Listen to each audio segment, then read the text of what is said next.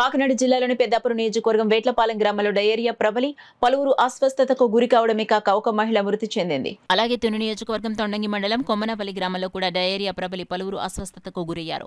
అలాగే బెండపూడి గ్రామంలో కూడా డయేరియా ప్రబలి 17 మంది అస్వస్థతకు గురయ్యారు.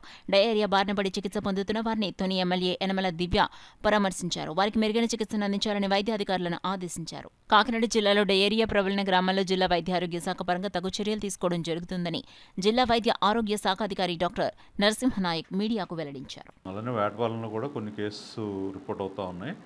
ఏంటంటే మనకి ఈ సీజన్లో మనకి టోటల్ పాపులేషన్లో 5% 5 to 8% డయేరియా కేసెస్ ఉండడానికి అవకాశం ఉంటుంది. సో వాటిని అన్నిటిని కూడా మేము సర్వే చేస్తూ ఉన్నాము. మా ఆరోగ్య సిబ్బంది ఇంటింటికి తిరుగుతూ ఉన్నారు. ఇప్పుడు మనకి పిల్లలు ఒకటి బాగా సెన్సిటివ్గా ఉంటారు.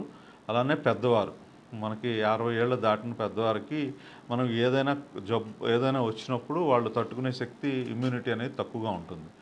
సో అలాగా మనకి కోమార్బిడ్ కండిషన్ ఉన్నవాళ్ళు ఎవరికన్నా ఇబ్బంది వస్తుందన్నమాట.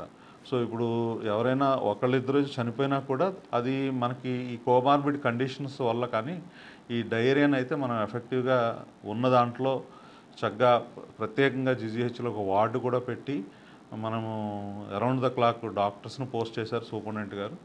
అలానే మనకి బేస్ క్యాంప్లో కూడా పక్క నుంచి డాక్టర్స్ని తీసుకొని మనం చక్కగా రన్ చేయడం జరిగింది. పబ్లిక్ అందరూ కూడా సర్వీసెస్ మీద అందరూ సంతృప్తి వెళ్ళకొచ్చారు. కలెక్టర్ గారి ఇన్స్ట్రక్షన్స్ ప్రకారం మేము అన్నీ కూడా చేసుకుంటూ వెళ్తున్నాం.